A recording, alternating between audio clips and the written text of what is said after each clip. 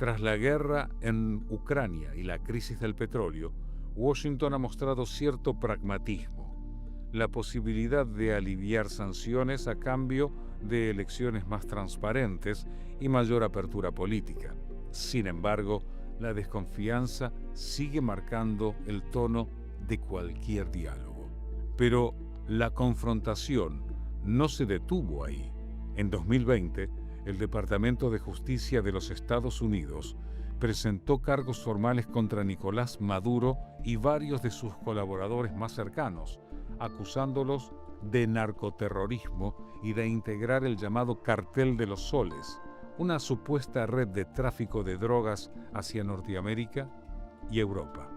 La fiscal general Pam Bondi señaló en su cuenta de la red social X al mandatario venezolano como uno de los narcotraficantes más grandes del mundo y una amenaza para la seguridad nacional estadounidense. Bondi acusa al mandatario venezolano de utilizar organizaciones terroristas extranjeras como el Tren de Aragua, el Cártel de Sinaloa y el Cártel de los Soles para introducir drogas letales y violencia en Estados Unidos. Precisó además que hasta la fecha la Agencia Antidrogas de Estados Unidos ha incautado 30 toneladas de cocaína vinculadas a Maduro y sus cómplices, con casi 7 toneladas vinculadas al propio líder chavista. La acusación fue un punto de no retorno. Ya no se trataba solo de sanciones o presiones diplomáticas, sino de un proceso judicial internacional. Washington ofreció recompensas millonarias por información que condujera a su captura. Para muchos analistas, este paso convirtió el conflicto político en una disputa penal, dificultando aún más cualquier salida negociada. Caracas respondió con dureza.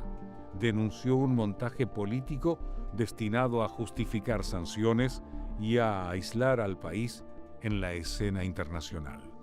El gobierno venezolano sostiene que esas acusaciones carecen de fundamentos y forman parte de una guerra judicial que busca debilitar a gobiernos incómodos.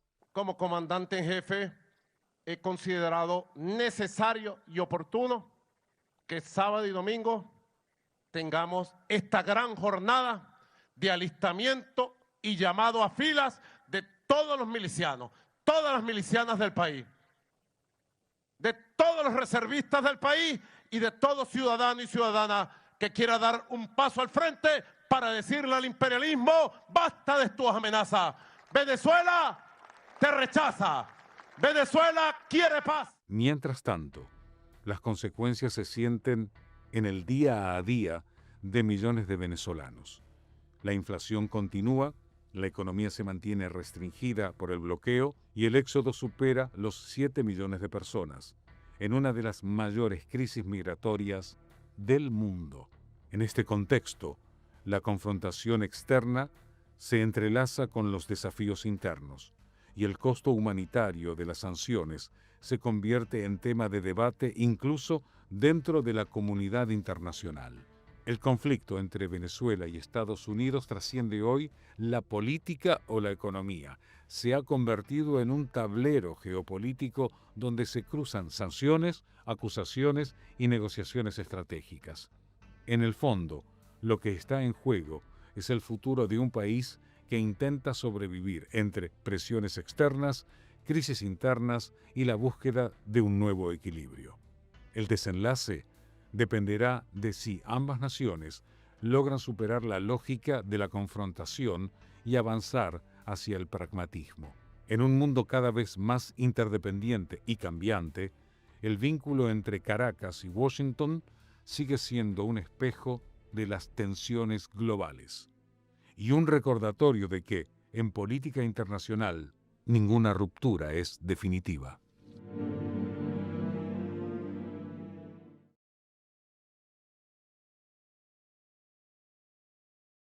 La locución de este informe, y así nos introducimos entonces en el tema Venezuela. Como ven, es un tema complejo, es un tema largo, y la verdad, los columnistas que tengo hoy aquí en el streaming de Canal 26 para hablar de esto es un lujo porque los dos conocen muy bien. Melina De Lucchi, por ejemplo, de la Gracias, bienvenida. Martín, gracias. Es un gusto tenerte acá. Vos viviste allí muchos años, trabajaste viví más allí. de 5 años, trabajé allí, teníamos una producción para un reality show internacional y lo sacábamos desde Caracas.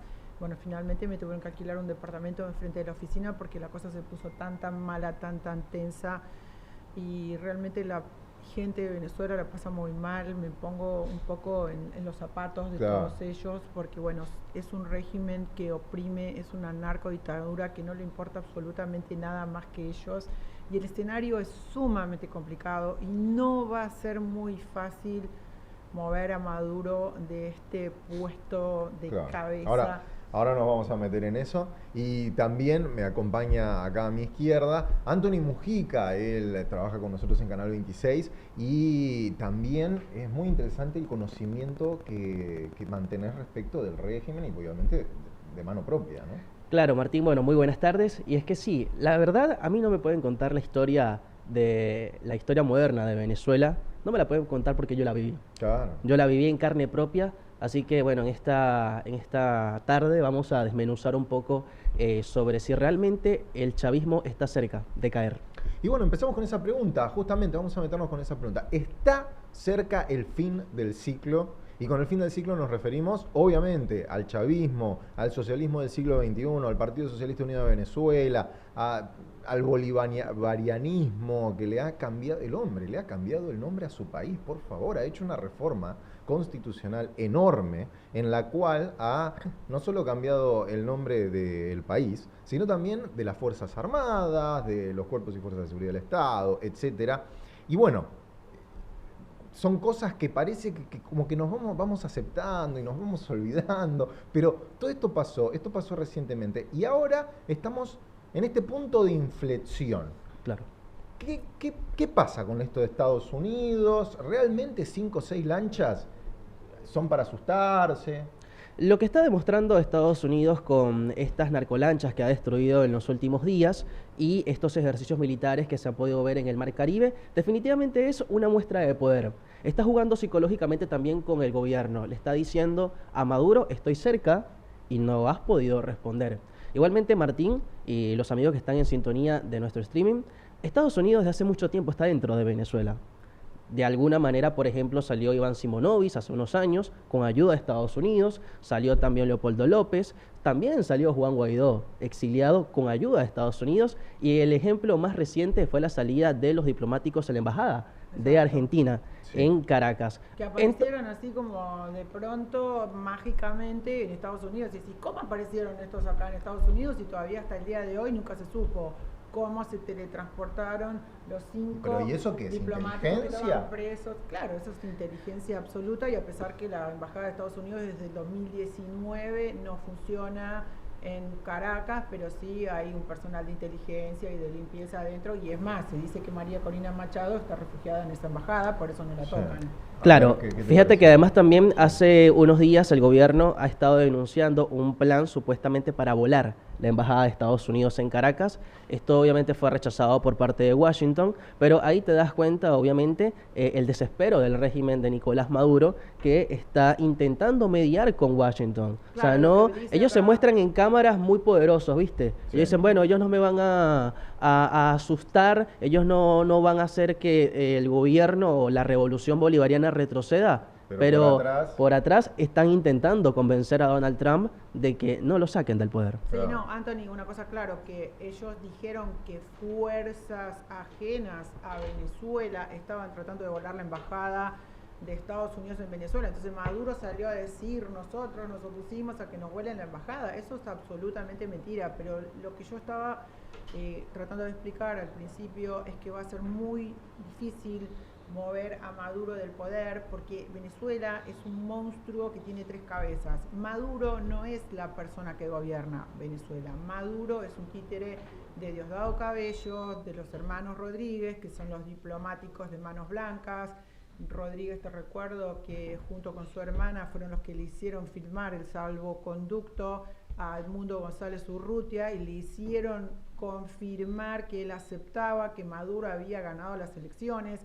El yerno de Edmundo González Urrutias está preso, señores, hace 9 meses y la familia no tuvo una sola comunicación con el yerno, que es el marido, de su hija. Entonces la situación no es muy simple porque Maduro es un títere de su mujer, Cilia, que es la que lo sacó de la cárcel a Chávez y que toda la vida dirigió a Maduro porque la cabeza no le da. Recordemos, si ustedes lo saben, que él manejaba un bus y bueno, y claro, ella se enamoró de él y lo presentó en chofer el gobierno. Sí, yo ahí no estoy tan de acuerdo con Melina. Sí. Bueno, en el sentido, en el sentido de que Maduro es una persona que, si bien se muestra públicamente como una persona que no tiene una gran inteligencia, realmente él es muy inteligente, porque ha permanecido en el poder desde el año 2013. Pero lo sostiene Por algo poder. Hugo Chávez, claro.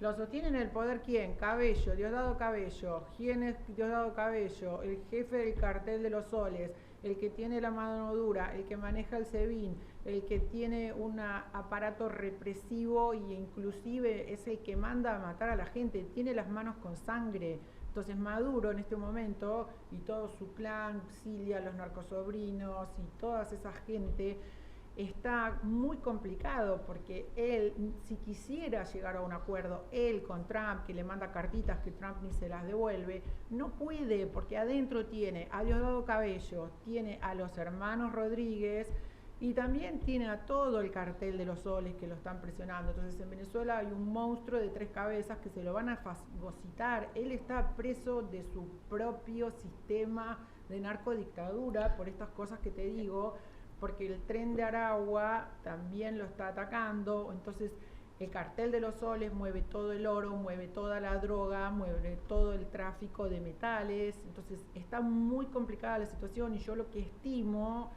que Trump está viendo qué es lo que pasa, está moviendo su flota, como lo dijimos recién, pero está viendo a ver qué jugada puede hacer, porque lo tiene que sacar. Ahora vamos a seguir analizando eso, sobre todo cuáles pueden ser los próximos movimientos del presidente de los Estados Unidos. Vamos a arrancar viendo un poquito de testimonios, ¿sí? Y en este caso vamos a hablar de Juan Pablo Guanipa. ¿Quién es Juan Pablo Guanipa, no? Mano derecha de María Corina Machado. Está secuestrado por el régimen venezolano, como tanta gente, desde el 23 de mayo de 2025. Durante meses la dictadura le negó la posibilidad de que pueda contactarse con sus hijos. Ramón, que es hijo mayor del exdiputado, conversó con Canal 26 y nos habló sobre cómo él y su familia afrontaron esta situación. Él se encontraba en clandestinidad desde hace quizás unos 10 meses, si sacamos cálculos, desde el 28 de julio hasta la fecha. Él estaba en un lugar seguro, efectivamente. Él ha estado en varios lugares distintos. O sea, ni nosotros no teníamos conocimiento de esto por obvias razones. Sin embargo, se sabía que el lugar en el que estaba era un lugar seguro. Y de repente, cuando vemos el video de él siendo llevado en la madrugada, yo me enteré a las 10 de la mañana, pero se supone que pasó entre las 2 y 3 de la mañana, por lo que podemos calcular. Entonces, bueno, obviamente nos agarra a todos de sorpresa. Ramón nos señaló que a pesar de que ha sido blanco de persecución por parte del régimen de Maduro, no siente miedo de ser hijo de Juan Pablo Guanipa y exige constantemente los derechos de su padre. Yo sé que yo puedo ser un objetivo, claro, yo tengo 29 años y soy un adulto, no tengo ninguna discapacidad, entonces digamos que entre comillas no doy lástima. Sin embargo, una vez que a él lo capturan, ese miedo se mantiene por un lado y por el otro es más el miedo a que no se haga nada, a que yo me vaya, supongamos, del país y me desentienda de todo esto y todo el mundo se desentienda y todo el mundo tenga miedo y quien pelea por mi papá. Nosotros no sabemos el lugar de reclusión oficialmente. A su abogado no se le permite acceder al expediente, no se le permitió estar en la audiencia que hacen en la presentación al principio, que supuestamente se hizo un día después, el sábado, 24 de mayo. No nos han dejado acercarnos de ninguna manera. No le han permitido llamarnos, ni siquiera el defensor público que ellos te obligan a tener, obviamente, ni siquiera ese nos ha llamado a nosotros. O sea, él está como secuestrado. Pero en un secuestro convencional, los secuestradores se comunican contigo. Nosotros suponemos que está en la sede de la Policía Nacional Venezolana en Mari Pérez, Caracas, porque familiares de nosotros que viven en Caracas han ido preguntando en todos los sitios de reclusión comunes, en el Helicoide, etcétera, que es del SEBIN, y allá sí le dijeron que sí. que él estaba allí, que él estaba bien, que no nos preocupáramos. Y le aceptaron unas medicinas. Una de las preocupaciones de Ramón es que Juan Pablo tiene 2 condiciones médicas que deben estar en constante monitoreo y duda de que en donde está detenido tenga acceso a la salud. Él sufre de hipertensión arterial y además sufre de resistencia a la insulina.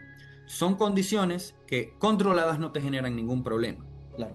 A ver, él era una persona totalmente activa y saludable mientras él pueda cuidarse. Sin embargo, una vez que estás en esta situación en donde las condiciones no están aseguradas, tú no tienes ninguna garantía. A ver, si te estoy diciendo que no nos dijeron ni siquiera dónde está, no sabes si en verdad sí les dan la medicina que uno lleva.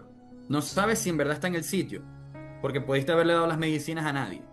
Entonces no sabes cómo come, no sabes cómo duerme, no sabes en las condiciones de aseo que tiene, no sabes si lo tratan bien o lo tratan mal. Entonces por eso nosotros no hemos dejado de exigir una fe de vida. Nosotros no tenemos por qué asumir que el régimen tiene respeto por los derechos humanos porque no los ha tenido. Yo soy el hermano mayor, pero yo también tengo una hija que también vive con nosotros. Entonces, manejar el rol de tengo que cumplir con las exigencias del día a día normales. Tengo que trabajar, ellos tienen que ir al colegio, ellos tienen que ir a sus actividades, tienes que ser papá, tienes que ser hermano, tienes que estar en eso. Y al mismo tiempo plantearles con normalidad lo que está sucediendo, que ellos lo puedan digerir porque ellos saben que su papá está preso, no hay ningún cuento inventado aquí. A pesar de su corte han sido extremadamente fuertes, porque si hay algo que mi papá se enfocó mucho en hacer cada vez que hablábamos, era en que nosotros entendiéramos, más que todo ellos, por qué él está haciendo lo que está haciendo.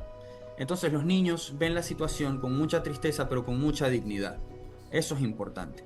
Ellos obviamente tienen miedo de lo que pase a su padre, pero ellos ven a su padre como una persona que lo apostó todo por una lucha que es más grande que él, y ellos entienden que eso ha sido por ellos, y es por su futuro, y es por una nación. Bien, estamos con este tema, ¿no? Con si se acerca el fin del ciclo del chavismo. Estamos en vivo en el streaming de Canal 26. Ustedes pueden encontrarnos fácilmente entrando en el canal de YouTube de Canal 26, ya sea por teléfono celular, por computadora o por supuesto también a través de la aplicación del televisor, y nos encuentran con esta carátula que dice chavismo, el fin del ciclo está cerca. Y estamos leyendo también sus mensajes. Amplíen por favor, porque acá Duval dice excelente el análisis y explicación de Melina, muy claro y revelador. Antonio nos dice viva Venezuela, viva Nicolás Maduro, patria o muerte.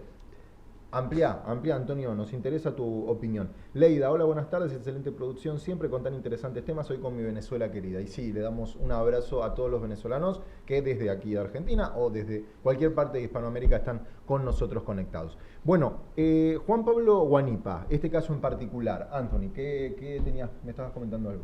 Bueno, vamos a recordar que Juan Pablo Guanipa fue secuestrado por el régimen venezolano en mayo de este año y todavía no ha tenido la oportunidad de conversar con sus hijos. El régimen venezolano no ha tenido ese acto, ese gesto de humanidad para que Juan Pablo Guanipa pueda decirle a sus hijos que él está bien. En la nota que estábamos presentando, tuvimos la oportunidad de escuchar a Ramón, donde Ramón dice que no ha podido hablar con su papá y a él le preocupa porque su papá también es una persona que necesita medicinas porque, bueno, tiene una condición de salud delicada. Entonces ahí nosotros nos damos cuenta que el régimen realmente no es un régimen que le preocupa a la humanidad de las personas, sino que con tal de estar en el poder, obviamente puede hacer lo que sea. Sí. No se sabe dónde está Ramón Guanipa. Sí. O sea, se decía que en la sede de la Policía Nacional, ¿no? Claro, pero Ramón Guanipa está en calidad también de secuestrado, una desaparición forzada. Claro. Lo todos que ha están hecho. Secuestrados. Entonces, están absolutamente todos secuestrados en Venezuela. Hay una lista de más de 1000 presos políticos y muchos de esos se mueren justamente por lo que está reclamando el hijo de Guanipa, porque no tienen asistencia médica. Han muerto muchísimas personas en las cárceles de Venezuela porque no hay asistencia médica. Bueno, en ese sentido yo creo que una de las imágenes más fuertes que hemos visto en el último tiempo tiene que ver con, ¿vieron que se adelantó la Navidad una vez más? Sí. Bueno, ese adelantamiento de la Navidad que tanta gracia nos causó por aquí, porque adelantar este tipo de fechas, claro, es ridículo, ¿no? Se viene a Ahora, dónde vas. Cuando vemos la imagen de que la celebración de la Navidad era con un espectáculo de fuegos artificiales que salían desde el helicoide. O sea, es una locura, te das cuenta Pero- que les Pero importa eso nada. es un insulto a los derechos humanos de una forma... Exacto. Es realmente, me parece que fue verle la cara de estúpido al mundo, a todos los Eso que estamos tiene- criticando Pero esas tal cosas. cual. Eso tiene un mensaje, Martín y Melina. El mensaje es el siguiente. Ahí Maduro está demostrando que a pesar de que está capaz en su peor momento, el poder lo sigue teniendo él. Claro. Y no le importa lo que opine en este caso el venezolano de a pie, por eso hace este espectáculo de fuegos artificiales Desde el el helicoide, que es el centro de tortura más grande de Latinoamérica. Y allí, obviamente, cuando la dictadura caiga, eso posiblemente se puede convertir hasta en un museo para recordar las Claro. atrocidades que se ha podido registrar dentro del problema que helicoide. tenemos- Recordémosle a los que nos conocen, ¿no? El helicoide es un edificio con una forma muy particular, muy Helicoideal. llamativo, muy lindo, arquitectónicamente, que nació para ser un centro comercial Exacto. muy popular, muy céntrico, pero devino en momentos de la revolución bolivariana en la sede del SEBIN, del Servicio Bolivariano de Exacto. Inteligencia.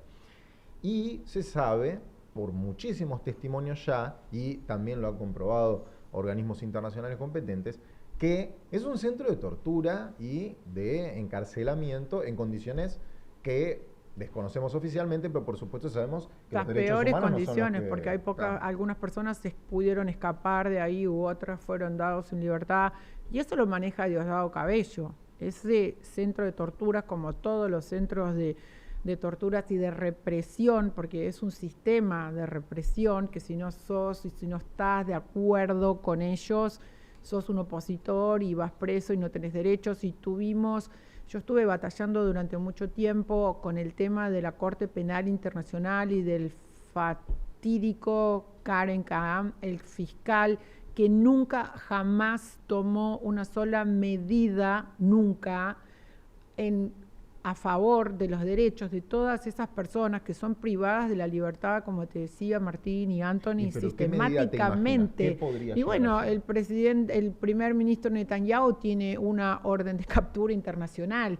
¿Quién la emitió? La Corte Penal Internacional. Putin también. Entonces Putin también, como bien vos decís. Entonces, ¿cómo nunca emitieron una contra Maduro o Diosdado Cabello? Y Karen Kahan se la pasaba en Caracas jugando al golf. ¿Cuánta plata le pusieron? ¿Y por qué lo destituyen en la Corte Penal Internacional? Lo destituyen por conflicto de intereses, porque él además, su cuñada, o sea, la esposa de su hermano, es la que defiende al régimen bolivariano, venezolano, narcotiranía, ante la Corte Penal Internacional. ¿Entendés el grado de locura Sí, y internacional también que lo que hay estamos acá? viendo es eso, ¿no? Cuántos tentáculos que tiene el régimen chavista en organismos internacionales, en la región. Una de las cosas que habíamos hablado recientemente, Anthony, y también lo hablé con vos, Melina, era el tema de Petróleos de Venezuela Sociedad Anónima, ¿no? De PDVSA. Saben ustedes, Venezuela es un país riquísimo que está flotando en petróleo. Es un país que tiene un petróleo pesado. Exacto. ¿Qué significa esto? Que por la calidad del crudo, pocas refinerías con una técnica específica en el mundo pueden justamente sacar un producto útil, y la mayoría de ellos, el 90% de esas refinerías están en los Estados Unidos, ¿no? Bajo la marca Citgo, etc. Después hay alguna en India, alguna en China, pero la mayor parte se encuentran en los Estados Unidos. Y durante mucho tiempo, recién veíamos a Hugo Chávez aquí en esta zona de la pantalla, él se manejó con la plata que venía de Estados Unidos. Porque, Pero sí. como vos decís que ahora hablan por atrás, también en aquel momento decía, huele a azufre todavía, Pero decía todo el Hugo que- Chávez. El socio pero- histórico, disculpa, Ahí lo Martín. vemos a Sí, Chávez. el socio histórico de Venezuela ha sido Estados Unidos. Claro. Pero O sea, sí, es es el más. primer comprador de petróleo venezolano Estados Unidos. Es por eso que también por ahí Maduro se siente en el poder de enviar algún emisario a Washington para poder Ya ser no, un intermediario. ya no, porque cortaron Obviamente las ya no, relaciones porque ya ha diplomáticas. recibido Vos decís que muchas, no ha está recibido mandando. muchas No respuestas puede negativas por mandar- parte de la Casa no Blanca. puede Ha recibido mandar muchas respuestas nadie a negativas. Washington. Vos decís Perdón. que no hay contacto. No puede mandar nadie más a Washington. Acaban de darle de baja a Kregerl, que era el canciller, que supuestamente negociaba los cambios de presos políticos. Lo dieron de baja hace 2 días porque también entró como una relación con Maduro, no sé bajo qué conceptos, pero acá el presidente Trump le había suspendido muchas de las licencias de petróleo en su anterior gobierno a Venezuela, pero el presidente Biden fue el que firmó el acuerdo de Qatar en 2023 y a los 15 días firmaron el acuerdo de Barbados, que nunca se cumplió, y si quieren después nos explayamos sobre esos, y fue el que le puso en marcha el contrato a Chevron para que extraiga el petróleo, que muy bien vos lo explicaste, de Venezuela, porque es un petróleo pesado, como dijo Martín, y justamente Estados Unidos tiene las refinerías para poder refinarlo y venderlo. Ahora, fíjense esto, ¿no? Los canales de comunicación, primero, los canales del dinero, ya los conocemos, pero además, una cosa en la que me gustaría hacer foco, y ustedes me dirán si comparten o no. Sí. La mentira del bolivarianismo, de este socialismo del siglo XXI, revolución bolivariana, lo que quieran decir, al chavismo, viene porque siempre se habló desde esta izquierda de soberanía del pueblo, ¿no? Y del imperialismo estadounidense. Ahora, ¿por qué no agarraste esos dólares que venían de Estados Unidos porque vos le vendías el crudo y no te armaste tus propias refinerías? ¿Por qué el estado de desinversión que tiene hoy Petróleos de Venezuela, Sociedad Anónima? O sea, ¿por qué aparecían valijas con dinero porque no les en toda América importa, Latina? Martín, porque no les importa, lo único que les importa es la plata para ellos mismos. Delcy Rodríguez, vicepresidenta de Venezuela, en 2020 entra con 40 valijas que nunca se supo que tenían adentro a Europa. ¿A dónde? A España.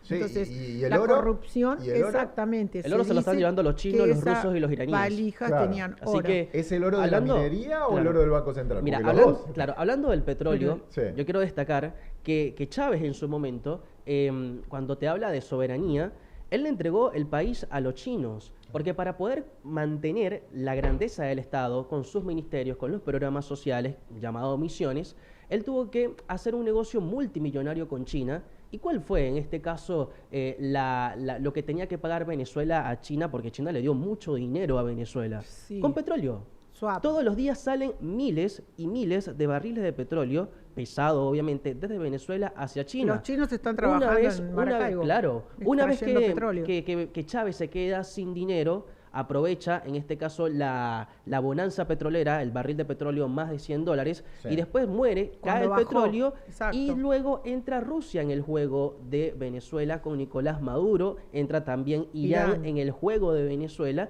y ahora todos los días salen miles y miles de barriles de petróleo. Es por eso que cuando hablamos también del tema Venezuela, hablamos también de un conflicto no solamente regional, sino también un conflicto mundial. Internacional. Porque Rusia, China e Irán y Estados Unidos tienen intereses.